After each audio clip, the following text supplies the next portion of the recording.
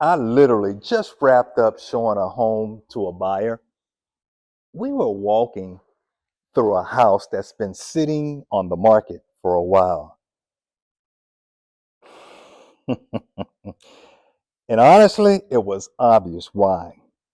There are some things a home seller should never have in their home when trying to sell. Oh boy, let's talk about it. Now, I understand every home seller is different, every situation is different. But if your house has been on the market for several months, it might be because there's some things in that house that shouldn't be there. And if you're getting your house or home ready to go on the market, I want to be able to help you. So I'm going to share with you my top 10 things that you don't. Please, please, please, you don't want to have these things in your home. And at the top of the list today, which is exactly what I ran in today, is please take yourself and your pets out of the house when the house is being shown. Yes, I said it. And I know that a lot of you will be uncomfortable with that. And I know that there may be some pushback. And I understand it's your home. But it's time to mentally shift from your home to a house that's on the market. I need you to take yourself out. Don't.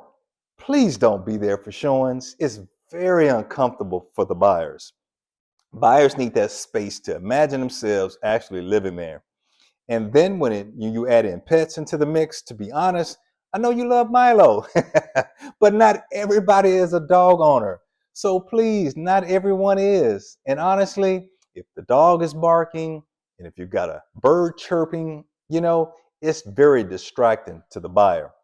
And the whole goal here is to be able to get as many buyers through the front door as possible and try to make it as appealing to as many buyers as possibly to get that house sold. So I want to be very sensitive to you and your needs and your concerns. So you can, as a solution, if there's a security issue, ask your agent to be there. It's very common for listing agents to accompany showings. Have your agents be there in your place. The listing agent knows how to handle themselves to stay out of the way of the buyer while they're looking around. Now, you could, if you have some cameras in your house, around your house, or on the outside of your house, just drive down the street. You can watch them from your phone. Now, just make sure it's disclosed. Do a little sign on the front door that says that this property has audio and visual recording devices. Make sure that the buyers know that, all right? But you can just park down the street, wait for them to leave, and then just pull back into the driveway. But the best thing that you can possibly do is don't be there. And please do me a favor, take your pets with you. I really wish they had done that for us when we got there today. All right, the next thing I don't want you to have in the house is personal items. Now, I'm talking about mail that you grabbed on the way in before you ran out of the door for the showings, okay?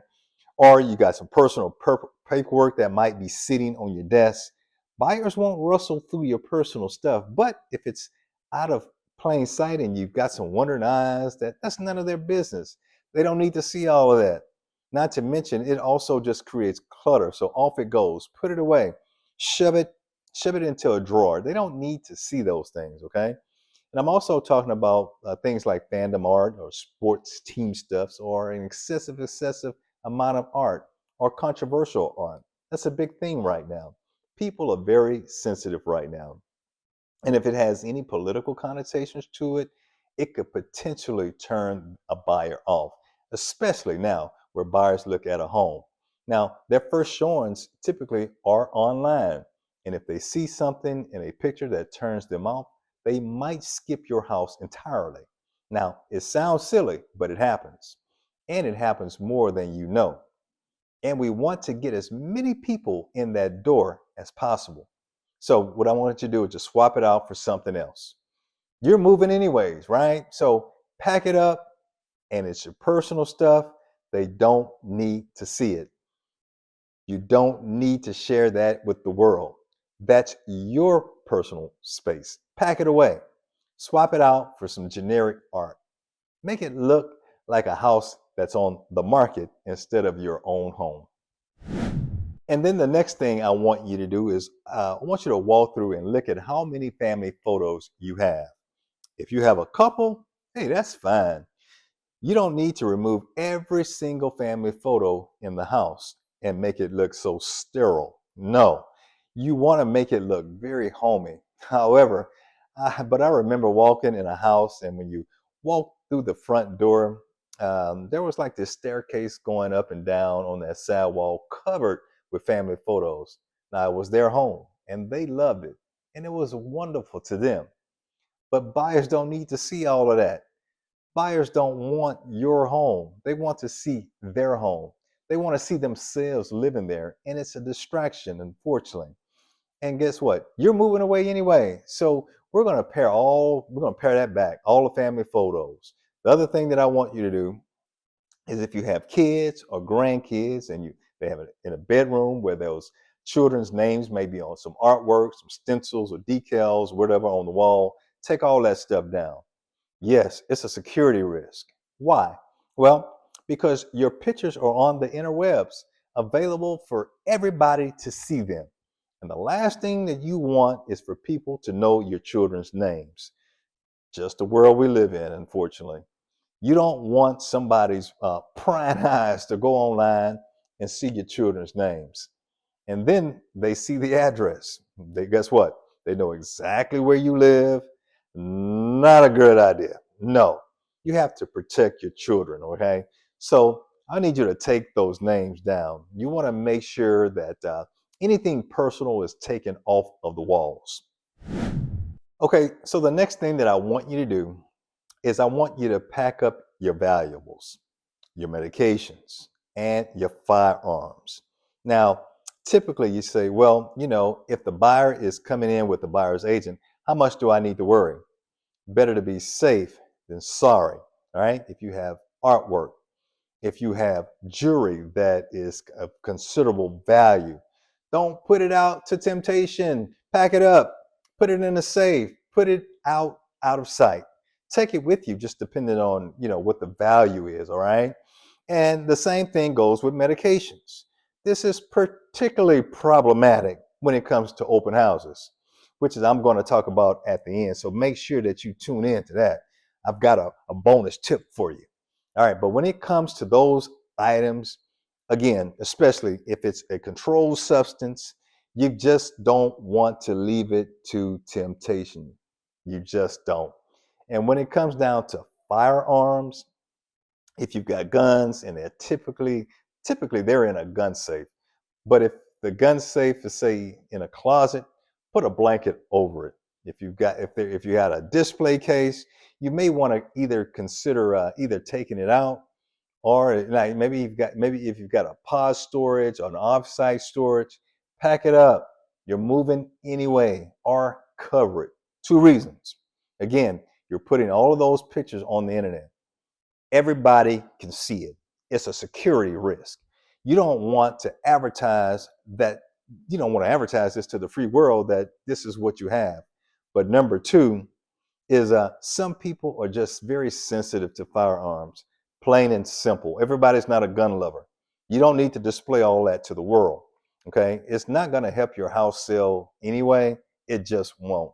And it may turn off some buyers that potentially could buy it. So what I want you to do is go through, make sure that you have anything that is valuable picked up, get your medications.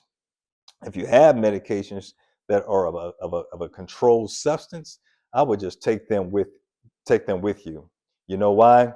Why leave anything to chance? It's just my feelings anyway. Just pack it up. It's just better to be safe than sorry. But get all of that stuff out of sight. And if it's out of sight, that's half the battle, right? But it's just gotta go. Now, if you have firearms, you might be a sports hunter. All right, my sports hunters out there. And if you're a sports hunter, you might have some hunting trophies or taxidermy animals. Not everybody is comfortable with that. So the next item on the list is if you have hunting trophies, taxidermy animals in your home, I need you to pack them away. Not everyone is going to love them the way that you do. All right. There are a lot of people out there who are sensitive to that. And guess what? It can be distracting for the buyers and it can be a huge turnoff. Again, online people can see that stuff online and they may decide to skip your house entirely. But even then, when they come into the house, the first thing that they're going to see are those animals. It's not for everybody. It's just not. And typically, they're not small at all. So they're going to make the room feel a lot smaller. So again, you're moving anyway. And if they're large, and the ones that I've seen, they're pretty big, right? You're just gonna need to put a towel over them, get them out, put them in the storage or in the garage. Just get them out, especially if they're typically in the main living room area. But a lot of you just popped up in my comments and they've mentioned that. So please, please, please pack those up. And sorry, hey, look, the deer heads have to go. The grizzly bear, the fish, they gotta all go. Now, sometimes it's very hard to know what you should take out. And if you've been in the house for a long period of time, maybe you've been there 25, 30, 40 years plus, it's hard to know what should stay and what shouldn't stay. And I've seen some situations, plenty of situations, where I walk into a home and there's been just too much removed and it looks very sterile. It doesn't feel warm and inviting anymore because they packed up too much stuff. And that is when you want to lean into a trusted advisor. And I'm talking about a good real estate agent. And I firmly believe that dealing with a good agent early on in the process, and I'm talking about 6 months plus, will make your entire selling process that much easier. Now, a rule of thumb, and I like to talk about this a lot, is you want to interview at least 3 different agents, at least 3 agents, okay? And you want to do that way in advance. You want to interview those agents, all right. And what you're going to be looking for is you're going to be looking for the what we call the 20% agent. Yes, the 20% agent. That's 20% of the real estate industry, and honestly, is probably a little bit less versus the 80% agent, which is the majority of the real estate industry. Unfortunately, that is not skilled. They're just not highly skilled. They're not highly motivated to help you as a person. They're what we call transactional agents. A 20% agent is a relational agent. Interview at least 3 different agents. Look for the 20% agent, not the 80% transactional agent, a relational agent. Start the process early. Interview at least 3 agents. And hey, look, if you're in the Houston area and you want me and my team to be able to help you, our contact information is going to be down in the description below. But start the process early because that's going to help you avoid staying on the market for too long. And it's going to help you as well, just save you a lot of headache down the road. Now, the next thing on the list is going to be window treatments. I want you to go take a good look at your window treatments.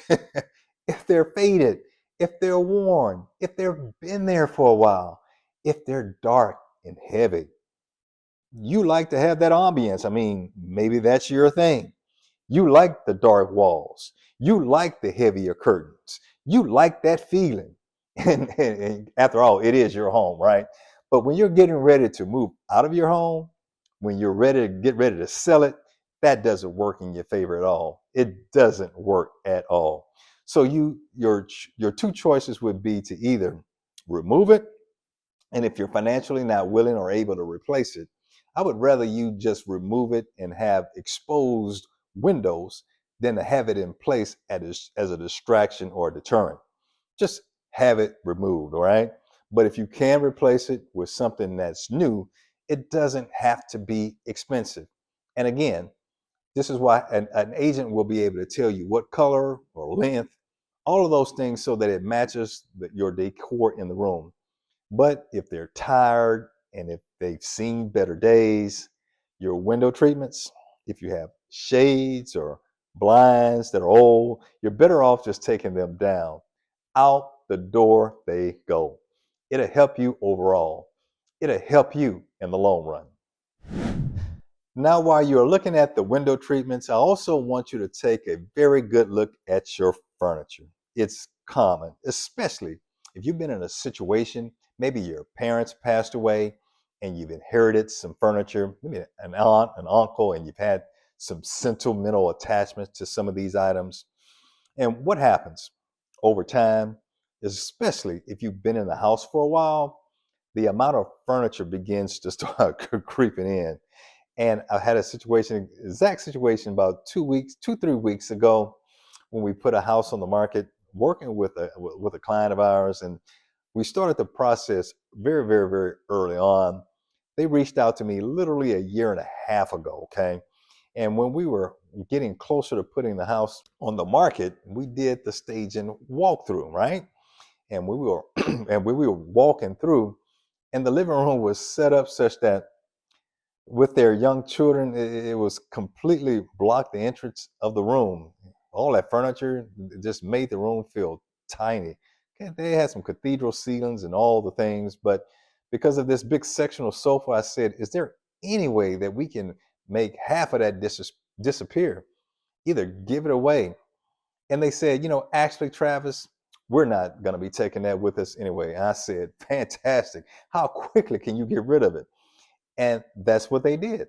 They reduced the amount of furniture by half, right? And what that does is it opens up the room. Now, instead of the first thing you see when you walk in the room being the furniture, the first thing you see is the fireplace. They had replaced the front doors in the fireplace. They had a beautiful, nice, beautiful mantle and high cathedral ceilings. And that's what you saw when you walked into the room. So, what I need you to do is take a good hard look. Either take a look at the furniture, either put it in the garage or the storage, or if you're going to give it away, now's the time. It needs to go to the dump, now's the time. All of those things will help you in the long run. And if you're going through the trouble anyway of putting the house on the market, all of those things that are done now are just going to make it so much easier when it's actually finished up and when you're moving out. Now, when you're getting closer to that day of actually putting the house on the market, um, one of the things that I always recommend is you got to clear off those countertops. Now, what am I talking about? That sounds like small peanuts, easy stuff. Well, it makes a big impression. I want you to take a very close look at your countertops right now. Now, what I'm not telling you to do is I'm not telling you to clear off everything. I don't want it to look like you're walking into Home Depot and there's nothing on the countertops, okay? That's not what I'm telling you to do. All right. What I am saying is it's natural when we're living in our home to have the doodads, the collections, and the boxes of Kleenex or the junk collection box, right? Or maybe your favorite appliances are on the counter. That's super common. But you've got to get rid of almost all of it. What you want to do is showcase the countertops and show as much of it as possible. Now, again, talk to your real estate agent. Every footprint of every kitchen is going to be different. You don't want to remove too much. It's okay to have a coffee maker on there, right? I had a situation not too long ago. They had 2 or 3 coffee makers because they had different types, right? And that was their thing. And that's fine. I said, hey, this is what you need to do. You've got to pare that down to 1, please. And they did. And it opens it up. Okay. And oh, wow. Now we can see the beautiful countertops. So I need you to look at those. Then go into your bathroom. This is probably the biggest offender is the bathroom. Why? Because it's all about convenience, right? I mean, where you want to be able to get in and out. Whatever you're doing in there, you want in and out. And you've got to transform that into a showroom of sorts, okay? So what you want to do is get rid of anything that you wouldn't see in a showroom. I'm talking about your toothbrush holders, you know, all of your products, soaps, and all that on the countertop. Yes, this is going to be super inconvenient. Selling your house is super inconvenient. It really is. But if you got some totes, some small boxes or plastic boxes, put all that stuff in them. Put it in the closet. And when the showings are done, just pull that stuff back out. This is why your real estate agent will tell you the focus is to get as many buyers to the front door and get them under contract as quickly as possible. Why? Because showing your house is a pain in the butt. It's a pain. And you want to make that process as short as possible. But you want to get that stuff packed up. The details matter. Okay? The details really, really matter. Now, the next item is something that's going to require some advanced planning on your part, but this is not something that you want to wait around for until the last minute to address. Okay. You're going to want to get this done ahead of time, maybe 6 months, 9 months. Give yourself plenty of time. And that is going to be addressing the broken items or fixtures that are not included in the sale. Now, what am I talking about? I'm talking about that wine fridge that you have that's just never worked. Okay. Maybe you bought the house with it and it just never worked. Or you have maybe you got a ceiling fan where the fan works, but the lights don't, or vice versa. You just kind of live with it. Fine. You want to address that. You either want to replace it with something else, or you just want to go ahead and remove it altogether. If you're in a situation on a ceiling fan and you can replace it, please do so. If you can, I'd rather you just take that down, cap it off, than to have something that could potentially come up on a home inspection, right? Because if you have several items, 2, 3, 4 items that aren't working, that you know are broken, that you disclose to the buyer that they're broken, when they have a home inspection, those items are going to be added to the list regardless. The home inspector is going to see it, they're going to acknowledge it, they're going to put it on the report. Now, when the buyer sits down and looks at the report, instead of 5 items they're going to address, they're going to be tacking on all these other items. Now we've got some things that the sellers told us about, but it's still on the list. It just becomes overwhelming, and you don't want to have to deal with that when you're negotiating after a home inspection. All right, so it's just going to make it more complicated. Now, depending on what state you live in, there might be some things that you want to take with you that are not customarily left with the house. Now, ceiling fans, light fixtures, I see this a lot. Maybe you've inherited your grandmother's special light fixture and you don't want to leave it. That's okay. Then what I would do is say either take it down, replace it, or just cap it off. One of those things, one of those 3 things. All right. Now, typically with a light fixture, I always recommend replacing it with another light fixture. And yes, I've heard sellers say this to me: what if the buyer doesn't like the light fixture? And what if they want to pick it out on their own? I'll just give them a credit. Now, that gets overly complicated. Believe me when I tell you, right?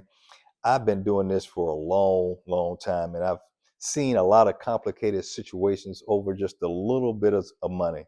You offer them an amount of money, say 100, 150 bucks, and then they say that's not enough. We need a little bit more, or I don't like that fixture that you're picking out, or the one we want to buy is a little bit more expensive. Can you up the amount? Man, forget about all that. Just replace it with something neutral.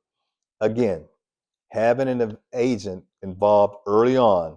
If you need guidance, just ask them. Say, Mr. and Mrs. Agent, which one should I buy? Which one of these will appeal to the most buyers? They'll be able to tell you because they're skilled, they're seasoned, and they know what helps a house sell and what's appropriate for that space. And just make sure that those things are taken out. And you don't want buyers to get emotionally attached to your grandmother's light fixture, right? And then be all just to be super disappointed to find out, hey, that's not even staying. So take it out of the equation and then fix those broken items so that it doesn't become an issue at the home inspection. Okay, so the last item on the list is actually not an item I want you to remove per se, but it's definitely tied into this whole conversation. And what I want to talk about a little bit more is about these open houses. Open houses have gone hand in hand with real estate since the beginning of time. That's just what you do, right? You signed up with an agent, you sign the listing agreement, it goes on the market, and then what happens? You schedule an open house. The agent shows up, they bake the cookies, they put the balloons and the signs in the yard. And you know what? That ship has completely sailed. I mean, completely sailed away. I do believe that there is a place for open houses in certain situations. Now, I can think during the pandemic, it really made a lot of sense when you needed to get as many people in the home as possible without disrupting the seller. When you had to clean, thoroughly before the seller came back and all those things, it just made sense. If you're in a situation, maybe you work weird hours, or if you have some medical complications where we're living in the house for a short period of time, and if you work from home or something like that, having an open house condenses a whole bunch of people, might be a good solution to that problem. However, there's a few things I want you to really, really think about, okay? I want you to actually think about what happens during an open house, all right? Here's what happens. The agent puts the sign in the front yard, and that sign tells the free world it's published on the interwebs that your house is now open to the public. Anybody can walk through that house. I'm talking about anyone. They don't have to be pre-qualified. They don't have to be pre-screened by an agent. They can be a nosy neighbor. They can be somebody unscrupulous. I think it's a bigger risk than it is an advantage. We talked about this earlier. Firearms, medications, valuables. Anybody can walk through that house. And guess what? They're going to be unsupervised. The agent's standing by the front door because they're collecting names. They want to know who's actually in the house. So these buyers, very loosely buyers, could be your nosy neighbor, and they're walking around in your house. They're unsupervised. And could they pocket some stuff? Yep. Does it happen? You better believe that it does. Does it help you sell a house? No, it really doesn't. So, and I'll go toe to toe with any agent about that. Again, there are certain circumstances, controlled circumstances, where it definitely an advantage to do that. But most of the time it's not. And here's the secret. And I want you to lean in. I'm going to tell you a little secret about why open houses actually happen in this day and age. It's not about you, the home seller. It's about the agent getting more business. Everybody that comes into that house, if they're interested in buying that house, which 99% of them won't, or if they're not interested, now that lead is for the agent. That's why open houses happen. It helps the agent build their book of business. Now, did I do open houses at the beginning of my career to build my business? I sure did. And did it help? Yes, it did. But did it help the seller sell the house any faster? 99% of the time it didn't. A serious buyer who's pre-approved will do their first showings online, and then they will schedule an appointment with their buyer's agent. If they need to see the house and there's no open house, they will schedule an appointment. If they don't schedule the appointment, they're not a serious buyer. All right. You don't want to take all of those things that I've told you about when it comes to security and your children's names and all of your personal items. You don't want that to be open to the public. And the last thing I would say is that it's going to be a legitimate risk to the agent. One of the main reasons I stopped doing open houses is because agents were getting hurt and attacked. Someone in my office several years ago, at the end of the open house, she was attacked. Now, she was fine. She had taken some personal defense class and she was okay and everything. But thankfully, I'm not going to be putting myself in that situation, even as a man. No way. I only want to help people come into the house who are accompanied by a buyer's agent and who have been pre-screened. All right, it's just the way it is. So, just food for thought. Absolutely, food for thought. I want you to think twice about doing open houses. There are other ways. Now, all of the items on this list, I'm not asking you or expecting you to do everything that we've talked about today. The reality is, you don't have to do every single one of them, right? But if you go through and you hit some of the important things that we've talked about today, it's going to help you sell your house so much faster. It's going to help you have a less stressful experience along the way, and it'll make you a savvy home seller. You see what I did there? So thank you so much today. I'm Travis Harris, and I'm here to help you become a savvy home seller.